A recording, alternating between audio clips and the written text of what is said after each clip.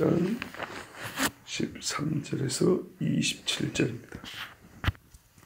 사울이 예언하기를 마치고 산당으로 가니라. 사울의 숙부가 사울과 그의 사환에게 이르되 너희가 어디로 갔더냐. 사울이 이르되 암나귀를 찾다가 찾지 못하므로 사무엘에게 갔었나이다 하니 사무엘의 숙부가 이르되 청하노니 사무엘이 너희에게 인도하기를 내게 말하라 하니라. 사울이 그의 숙부에게 말하되 그가 암나귀들을 찾았다고 우리에게 분명히 말하리라 하고 사무엘이 말하던 날에 그는 말하지 아니하니라. 사무엘이 백성을 미스바로 불러 여호와 앞에 모으고 이스라엘 자손에게 이르되 이스라엘 하나님 여호와께서 이같이 말씀하시기를 내가 이스라엘을 애굽에서 인도하여 내고 너희를 애굽인의 손과 너희를 압제하는 모든 나라의 손에서 건져내었느니라 하셨거늘 너희는 너희를 모든 재난과 고통 중에서 심히 구원하였으니 너희의 하나님을 오늘 버리고 이르기를 우리 위에 왕을 세우라 하는도다. 그런즉 이제 너희의 지파대로 1000명씩 여호와 앞에 나오라 하고 사무엘이 이에 이스라엘 모든 지파를 가까이 오게 하였더니 베냐민 지파가 뽑혔고 베냐민 지파를 그들의 가족별로 가까이 오게 하였더니 마드리의 가족이 뽑혔고 그 중에서 기스의 아들 사울이 뽑혔으나 그를 찾아도 찾지 못한지라. 그러므로 그들이 또 여호와께 묻되 그 사람이 여기 왔나이까. 여호와께서 대답하시되 그가 진보 딸애들 사이에 숨었느니라 하셨더라. 그들이 달려가서 거기서 그를 데려오매 그가 백성 중에 서니 다른 사람보다 어깨 이만큼 컸더라. 사무엘이 모든 백성에게 이르되 너희는 여호와께서 어떤 자를 부르냐. 모든 백성 중에 짝할 리가 없느니라 하니 모든 백성이 왕의 만세를 외쳐 부르니라. 사무엘이 나라의 제도를 백성에게 말하고 책에 기록하여 여호와 앞에 두고 모든 백성을 각기 집으로 보내매 같이 봅니다. 사울도 기브와 자기 집으로 갈 때 마음이 하나님께 감동된 유력한 자들과 함께 갔느니라. 어떤 불량배는 이르되 이 사람이 어떻게 우리를 구원하겠느냐 하고 멸시하며 예물을 바치지 아니하였으나 그는 잠잠하였더라. 아멘. 사울이 예언하면서 집으로 가야 되는데 집으로 안 가고 예언을 다 끝냈는데도 산당으로 갔답니다. 아마 하나님께 감동된 마음이 있어서 거기서 제사하고자 함이 아니었는가 그렇게 생각합니다. 왜냐하면 처음에 사울이 예언한 게 그 선지자의 무리가 이 산당에서 사울을 만났지 않습니까? 그런데 그 사람들이 제사하는 것을 따라가서 함께 제사를 한 것인가? 예, 그렇게 볼 수도 있습니다. 근데 이제 그렇게 보긴 좀 어려운 것이 앞에 사무엘이 뭐라고 예언했냐면 내려오는 무리를 본다고 했거든요. 제사 지내고 내려오는 무리들이 예언을 하는데 네가 그들을 딱 맞닥뜨려서 예언한다 그랬어요. 그러니까 산당으로 올라가면서 예언하는 사람들 만난 게 아니고 내려오는 사람이 예언하고 있었는데 거기서 맞닥뜨린다는 거예요. 그리고 같이 예언한다 그랬거든요. 같이 예언하다가 사울은 야내게 산당으로 올라갔다 그랬어요. 그렇게 이제 예언을 하고 하나님의 영이 충만하다 보니까 곧장 집으로 가기는 마음이 원하지 않냐고 하나님께 가서 요즘으로 말하면 그런 거죠. 교회 근처에서 본인이 정말 엄청난 하나님의 영이 충만을 받았어요. 그냥 집으로 와서 밥 먹고 쉴 수가 없는 거예요. 교회에 와서 기도하고 가고 싶죠. 그래서 산당에 들려서 하나님께 기도를 하거나 잠시 묵상하거나 이렇게 하고 이제 집으로 갔던 겁니다. 그 어간에 사울이 동네에 들어왔는데 집에 안 들어오고 산당에 있다 소리 들었던 아니면 산당에서 일을 마치고 집으로 내려올 때건 사울이 먼저 숙부를 만났어요. 근데 이 숙부가 하는 말이 너희들 어디로 갔다 온 거냐? 왜냐면 올 때가 한참 지나서 왔거든요. 걱정이 많이 됐던 거죠. 그랬더니 하는 말이 암나귀를 찾다가 우리도 집으로 돌아갈 때가 되었다 생각하는데 그래도 혹시 모르니까 사무엘 선지자를 찾아갔었습니다. 그분한테 물어보러 갔습니다. 그랬어요. 그러니까는 그 말을 듣자 그 숙부가 이게 범상치 않은 거예요. 왜냐하면 이놈이 예언을 했단 말이에요. 그렇죠? 오랜만에 왔으면 당장 집으로 와서 밥이라도 먹어야 될 텐데 얘가 웬일인지 산당으로 가가지고 거기서 기도를 했는지 예배를 했는지 하여튼 산당에 또 머물러 있다 왔어요. 그러니까 숙부가 눈치가 빨라요. 뭔가 사무엘한테 너희가 들은 말이 있겠구나. 네가 예언을 할 놈이 아닌데 뭔가 일이 있구나. 뭐라고 말하더냐. 이렇게 물어봤어요. 그랬더니 사울이 이거 뭐 별일 없었고요. 나귀 찾았다고 걱정하지 말고 돌아가랍니다. 이렇게 얘기했어요. 그래도 되는 것이 사람이 하나님의 영이 아니면 나귀를 찾았는지 못 찾았는지 알 수가 없거든요. 사무엘이 그렇게 예언을 해줬다는 겁니다. 그래서 그 예언자 사무엘을 통하여 우리는 나귀를 찾은 줄 알고 돌아왔습니다. 이것만 가지고도 보통 사람들은 알 수 없는 일이기 때문에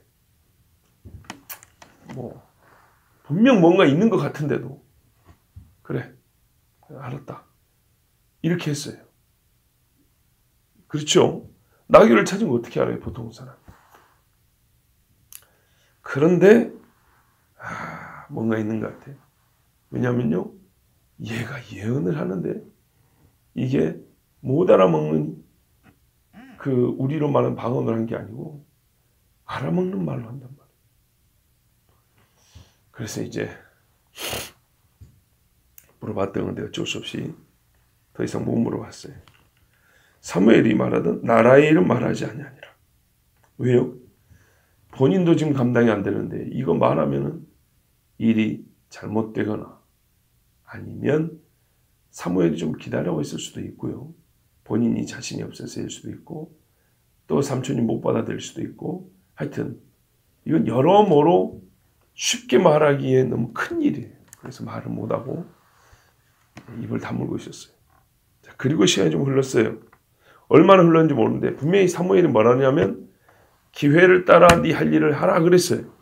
근데 아무 일도 안 하고 있었습니다. 그러자 사무엘이 나섰습니다. 백성을 미스바로 불렀습니다. 미스바. 자, 뭔 일이 있을 때마다 모인 곳이죠. 길갈 다음에 성지라고 부를 수 있는 곳인데 약속의 땅입니다. 이거 다 불렀어요. 여기서 블레셋을 이겼고 여기서 또 왕 달라 했어요. 여기서 이제 왕을 세워주죠. 사람들이 모였습니다. 사무엘이 왕 세워주려는 것보다 라고 이제 생각할 수 있죠. 그래서 다 모였어요. 그때 사무엘이 말을 합니다. 다시 한번 이 왕을 세워달라는 게 얼마나 큰 죄인지를 얘기합니다. 너희를 구원하여 낸 너희 하나님을 버리고 새로운 구원자를 세워달라고 한 것이다. 지금. 이게 말이 되는 소리냐. 그렇게 말을 하면서 지금에 와서 이 소리 하면 무슨 소용이 있겠습니까? 그렇지만 다시 한번 뭐 하라 그래요? 왕이 있어도 결코 하나님을 떠나면 안 된다는 것을 강조하는 거고 왕을 세울 때 너희가 그 왕과 함께 얼마나 책임 있는 백성으로서 살아야 되는지도 이제 은근히 암시하는 그런 말씀이죠. 사실 좀 길게 말할 것 같으면 이 부분 18절 19절 갖고 우리의 인생에 대해서 주님 앞에 참 죄 많은 우리 삶에 대해서 돌아볼 일이 많지만 간단하게 그 의미만 이 말의 뜻만 짚고 넘어가겠습니다. 한마디로 뭐라고요? 너희는 하나님 앞에 큰 죄를 짓고 있다. 그리고 그 죄를 지은데도 불구하고 하나님이 너희 기도를 응답해 주시니까 더욱 책임성 있는 그런 백성으로 살아야 한다. 라고 이제라도 주는 제도를 잘 지키고 말 잘 따라야 한다. 라고 이제 그렇게 말하는 것입니다. 제비를 뽑아서 왕을 세워주겠다 했습니다. 누가 봐도 공정하죠. 그래서 제비를 먼저 뽑았는데 처음부터 수십만 명 앞에 놓고 뽑은 게 아닙니다. 지파를 먼저. 그렇기 때문에 12개 그 중에 하나를 뽑았어요. 그때 베냐민이 뽑혔어요. 자, 이렇게 나머지 지파는 이제 해당 사항 없습니다.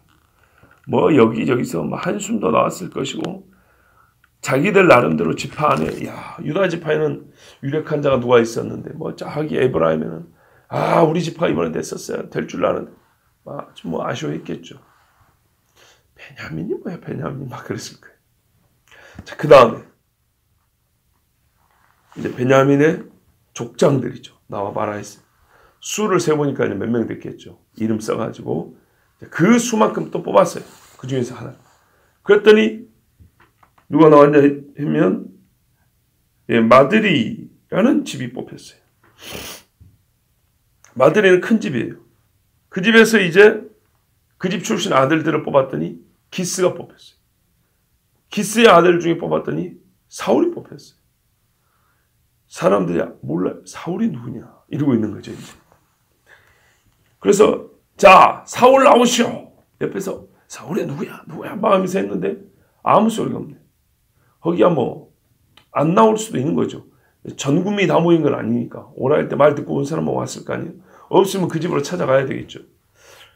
그래서 하나님께 물어봤어요. 하나님 그 사람이 안 왔습니까? 안 오면 집으로 가야 되니까. 그랬더니 하나님이 사무엘에게 주신 감동이 저기 저 진보다리 놓고 사람들이 여기 서 있는데 너희들 쌓아놓은 진보다리 그 뒤에 숨어있다. 그래 가서 당신이 사울이요 했더니 예 하고 이제 데리고 왔어요. 보니까 키가 엄청나게 큰 거야. 예를 들면 여기서부터 어깨가 시작하는 거야. 이렇게. 자, 일단 보기에 키가 크니까 어떻게 해요? 좋은 거예요. 좋아요. 몇 명만 싫으라 그랬어요. 보면. 여기에 하나님이 사울을 이렇게 말합니다. 너희는 여호와께서 택하신 자를 보느냐? 모든 백성 중에 짝할 리가 없느니라. 제비 뽑아 나온 사람인데 마치 하나님이 제비 외에 다른 자질을 이미 살펴본 것처럼 얘보다 좋은 사람이 없다. 이렇게 사무엘이 말하고 있습니다. 사무엘은 제비를 뽑아서 나온 어떤 의미에서 매우 우연적으로 선택된 사람이란 것이 아니라 얘는 이미 하나님이 미리 보시고 다 검증하고 세워놨다라고 말을 한 겁니다. 둘 사이 뭔 일인지 잘 모르죠. 그리고 또 제비를 뽑았더라도 하나님이 감동을 줄 수 있잖아요. 제비 뽑았는데 고작 저 사람입니까? 했더니 아니다. 그는 이러이러하다. 이렇게 또 말씀할 수도 있는 겁니다. 그런데 그럴 수도 있고 저럴 수도 있지만 사무엘은 일단 사울과 구면이고 이미 사울에 대하여 하나님의 말씀을 들은 터이기 때문에 백성에게 이렇게 이제 말을 했어요. 그랬더니 백성들이 왕이 세워졌다는 자체에 좋아가지고 왕 만세 이렇게 불렀어요. 한두 사람의 만세 갖고 됩니까 이게? 대부분은 좋다 그 말이 했습니다. 자 여기서 사울이 이제 숨어 있었다는 것 때문에 우리가 그가 용기가 없다. 배짱도 없다. 아니다. 겸손한 거다. 사울의 겸손을 배워야 한다. 이런 얘기 많이 했어요. 물론 교만한 건 아니죠. 최소한. 교만은 아니에요. 그런데 이게 또 겸손의 미덕으로만 읽어내기는 좀 어려운 게 있어요. 믿음도 좀 약하고 용기도 없었던 게 사실이고 그렇게도 볼 수 있어요. 숨어 있을 게 뭡니까? 왜냐하면 처음도 아니고 이미 하나님께서 기름을 부었지 않습니까? 그 말은 자기가 뽑힐 줄 알았거든요. 근데 숨어 있었다는 거는 자 사무엘이 당신은 기회를 따라 움직이소서 그때 이후로 지금까지 계속 이런 태도를 지켜왔다는 얘기입니다. 블레셋 칠 생각도 안 하고 왕으로서 준비도 안 하고 계속 모른 척하고 숨어만 있었다는 얘기입니다. 오늘도 보세요. 제비 뽑으면 당장 자기가 나오죠. 그럼 뽑혔다는 얘기는 하나님이 다시 한번 사울에게는 확인시켜 준 거 아닙니까? 그래도 이 인간이 안 나와요. 안 세워준다 해도 세워달라는 백성이나 세워놔도 나는 안 이용하는 사울이나 이 똑같아요. 자, 이래서 이제 나오긴 했어요. 그리고 왕을 부르고 만세를 하자 일은 끝났죠. 그러면 백성이 궁금할 수 있어요. 아니 왜 기름을 안 붓습니까? 그렇죠. 눈치 빠른 사람은 알죠. 이미 둘 사이에 기름 붓는 일은 전에 있었구나. 알 수 있죠. 자, 그래도 제비를 뽑았기 때문에 어떻게 하죠? 공정한 겁니다. 그렇죠? 예, 객관적으로 이 일은 확실한 겁니다. 하나님이 세우셨다는 확실한 그런 증거를 주신 겁니다. 처음 왕을 세웠기 때문에 이스라엘 백성들은 여기서 많은 혼란이 야기될 수 있는데 하나님은 이렇게 사울도 부족하고 백성도 썩 좋은 신앙인들이 아니었지만 두 번 연거푸 왕을 세워주신 이를 통하여 하나님은 이스라엘에게 나름대로 뭐랄까요? 나름대로 한 표현은 그렇지만은 그들이 혼란스럽지 아니하고 무질서하지 아니한 가운데 질서 있는 가운데 첫 왕을 받아들일 수 있도록 하나님께서 제도적으로 이렇게 장치를 마련하신 겁니다. 그리고 나서 사무엘을 통하여 나라의 제도를 가르쳐 줬습니다. 다시 한번 왕이 다스리는 나라는 이렇다. 왜요? 자기들이 경험해 본 적이 없기 때문에. 그리고 일반 다른 나라처럼 그렇게 하면 안 되고 이스라엘은 왕을 세웠지만 그 왕도 하나님의 백성이므로 이러이러해야 한다라고 가르쳐주고 책에 기록했습니다. 그리고 그거를 놀라운 거는 여호와 앞에 두었다는 겁니다.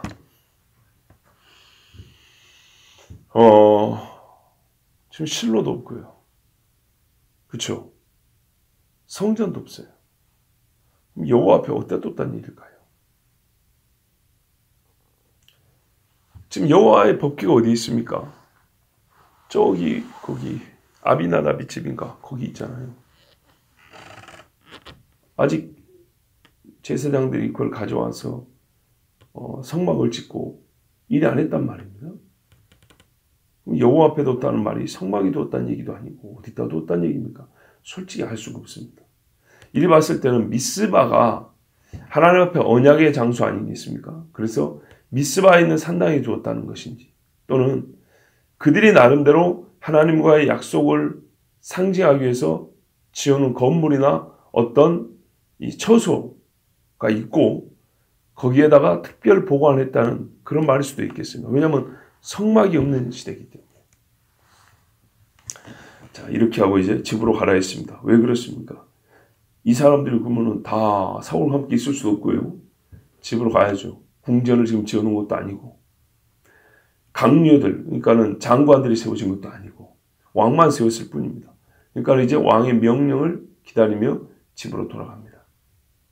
사울도 지금 당장은 여기서 뭘 할 수 없기 때문에 기브아 자기 집으로 가는데 이제 문제는 지금부터 왕정 제도를 세워야 하기 때문에 누군가 돕는 자가 있어야 되고 누군가 함께하는 자들이 있어야 되지 않겠습니까? 여기서 또 놀라운 것이 그 누군가를 사울이 마음에 드는 사람을 뽑은 것이 아니고 사무엘이 지정해 준 게 아니고 그날 하나님의 마음에 하나님의 영이 감동을 준 자들이 있었어요. 사울과 함께 하겠다. 이 사람과 함께 나라를 세워야겠다라고 똑같은 영에 충만한 사람들이 있었어요. 그 사람들이 자기 집으로 돌아가지 아니하고 사울을 따라 그 시로 사울 집으로 갑니다. 사울 집에 하면 뭐 있습니까? 약간의 부잣집이긴 하지만 이 사람들은 고생을 함께 하기로 결정한 사람들입니다. 이거는 다윗과 공통점입니다. 다윗도 피난길 떠날 때 함께한 자들이 있었어요. 그리고 몰려들었어요. 그리고 그 사람들이 나중에 다윗과 함께 나라를 세웁니다. 인간적으로 버릴 수 없죠. 그런 사람들 버릴 수 없는데 중요한 것은 혼자 되는 건 아니라는 겁니다. 사울에게 참 이 못난이 사울에게 하나님께서 못난이들을 붙여주지 아니하고 하나님이 감동시킨 자들을 붙여줬습니다. 그럼 어떻게 됩니까? 이 나라가 처음 세워질 때에 보세요. 하나님에 의해서 세워졌다는 겁니다. 왕을 세우다는 요구는 백성이 하나님을 버려서 한 것이지만 하나님은 그 못난이들의 그 악한 자들의 왕정 제도라는 것을 수용하시고 세울 때는 그 못난 제도를 당대 어느 나라도 경험하지 못한 최상급의 제도화 시켜가지고 그렇게 시작을 했다는 겁니다. 다른 나라 사람들은 왕정제도로 국가를 시작할 때 하나님이 없기 시작했기 때문에 순전히 인간적인 사고방식을 세우지만 그 인간적인 사고에서 시작된 왕정제도를 하나님은 하나님의 영적 사고를 하게 하여서 시작했다는 겁니다. 이해되시죠? 최악을 최선으로 바꾸셔가지고 시작을 했어요. 그렇게 하나님이 시작해 주셨으니 얼마나 감사합니까? 그런데 어떤 불량배입니다. 그러니까는 소수죠. 어떤 사람들은 이 사람이 어떻게 우리를 구원하겠느냐고 멸시하며 예물을 바쳐야 한다. 그날 짐작하고 예물을 준비한 사람도 있었어요. 뭔 일이 있어? 왜? 사무엘에게 왕 세워달라 했는데 사무엘이 모이라 하니까 당연히 왕 세워줄 걸 알고 그러면 그 왕한테 잘 보여야겠다. 또는 적어도 왕한테 최소한의 예우를 해야 되겠다라고 예물을 가져온 사람도 있었어요. 자, 예수님 태어날 때 왕이니까 박사들이 예물을 가져온 겁니다. 그런데 그런 생각을 하지도 아니하고 또 가지고 왔다 하더라도 저 인간한테 이걸 줘 하고 욕을 하면서 가지고 돌아간 사람도 있었어요. 공개적인 모욕이죠.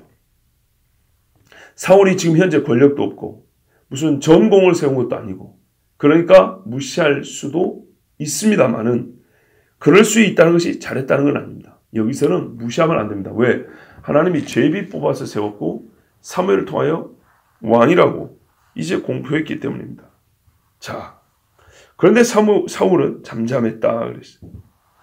훗날 사울은요, 마음이 굉장히 좁은 사람입니다. 이기적이고 야심도 크고 악한 생각이 가득한 사람인데 이때 사울은 아량도 있고 젊은이가 참을성도 있고 좋게 진짜 말해서 겸손할 줄도 알고 이런 사람이 사울이었습니다. 그러니까는 이 사울에게 하나님의 영이 임했다는 증거가 보이는 그런 젊은이였습니다. 최소한 말이죠. 하나님의 영이 함께한다. 그게 보이는 사람이었어요. 자, 여러분, 우리가 이 일을 보면서 한 가지 깨달을 수 있는 게 분명한 게 있습니다. 하나님께서 이스라엘의 왕을 세워달라 할 때 너희는 나를 버렸다 그랬어요. 정말 큰 죄죠. 광야에서 하나님을 버렸기 때문에 금송아지 사건은 하나님을 버린 겁니다. 그래서 하나님이 걔들을 이렇게 이스라엘을 버린다 했습니다. 모세가 정말 목숨을 걸기도 해서 함께 해주셨습니다. 왕을 세워달라는 말도 가나안에 들어와서 이제 하나님을 버린다는 뜻입니다. 그런데 하나님께서 이스라엘에게 본인이 하신 약속이 있습니다. 자기의 긍휼과 하나님 본인의 약속에 신실하시고자 왕을 세워준다고 했습니다. 그런데 이스라엘은 어떻게 했냐? 왕을 세워준다 했으면 감개무량하여 눈물로 받아야 되고 또 하나님 앞에 참 성실함을 받아야 되는데 가는 곳곳마다 누가 죄인 아니랄까 봐 선택받은 사울도 못난이요. 그죠? 아니 기회를 따라 하라 그랬잖아요. 근데 얘가 끝까지 못난이 짓을 해. 그리고 세워주는 날도 개 중에 어떤 사람들은 막 욕을 하고 모욕하고 하나님을 거역하고 이러고 있단 말이죠. 그런데도 불구하고 보세요. 사람들은요 삐뚤빼뚤 계속 이러고 있어요.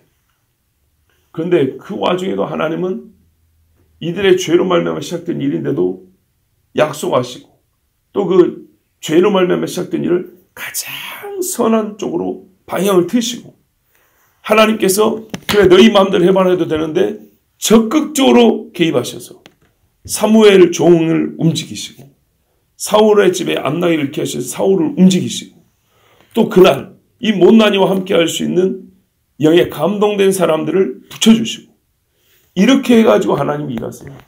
이게 하나님이 일하시는 거예요. 하나님은 항상 우리에게 최선을 다하시고 실제로 하나님 하신 일은요 최고의 선이에요. 그런데 인간들은 최악을 요구하고도 하나님이 그거를 참 벌하지 아니하고 참아주시는데 감사할 줄도 모르고 감개무량할 줄도 모르고 그 와중에서도 하나님의 최선 속에서도 최악을 반복하면서 그 하나님의 선물을 받아요. 이게 우리 인간입니다. 자, 여러분, 하나님 앞에 내가 악을 요구할 때는요 악이 계속 반복되고요 우리는 그 와 반대로 하나님의 선이 반복된 것을 확인하게 됩니다. 그렇다면 이날도 사실은 이 백성은 하나님 앞에 눈물로 회개를 하고 그리고 왕의 나라를 시작했었어야 됩니다. 그렇지 못한 것 얼마나 안타까운지 모릅니다. 제일 중요한 것입니다. 하나님은 항상 이 일에서도 보면 알지만 하나님답게 우리에게 행해 주십니다. 그렇다면 우리도 정말 최소한 하나님 백성답게 주의 선하심에 응답해야 되겠습니다.